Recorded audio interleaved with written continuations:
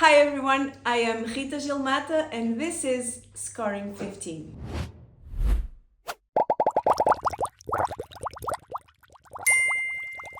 Hi everyone, welcome back to another week of Scoring 15. So in this cluster of Impact and Dissemination, we're going to talk about two major differences that exist when it comes to communicate and disseminate. So we're going to talk about communication and dissemination. What is the difference between them and when are you supposed to use one or the other?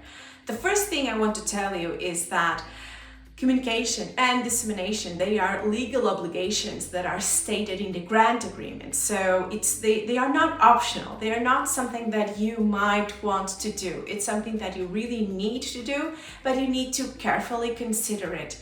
The points that you target more the description of your activities into the communication and dissemination aspect is more on impact on section 2.2. Now let's talk about communication. You can communicate about the project from day one because the project exists.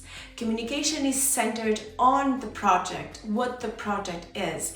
And it can also be communication about the results of your project, but you communicate that you had results.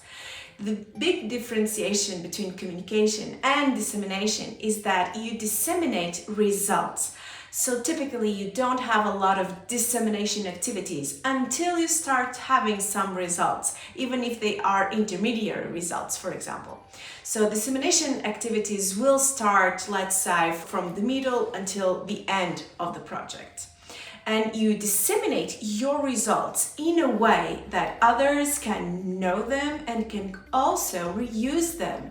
It's a collaboration of your findings, but very oriented through the open science aspect and approach. And we will talk about this thoroughly in another video.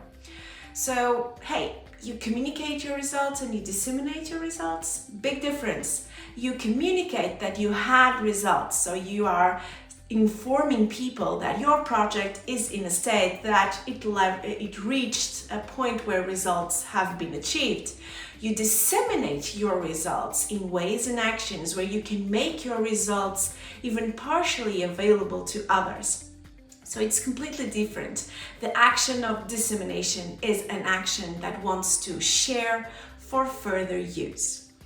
So I would like you to make a list of actions for communication in your project and activities for dissemination on your project. Look at their timelines, look at the people you are targeting and compare them. They should be different. Let me know how it went. See you next week.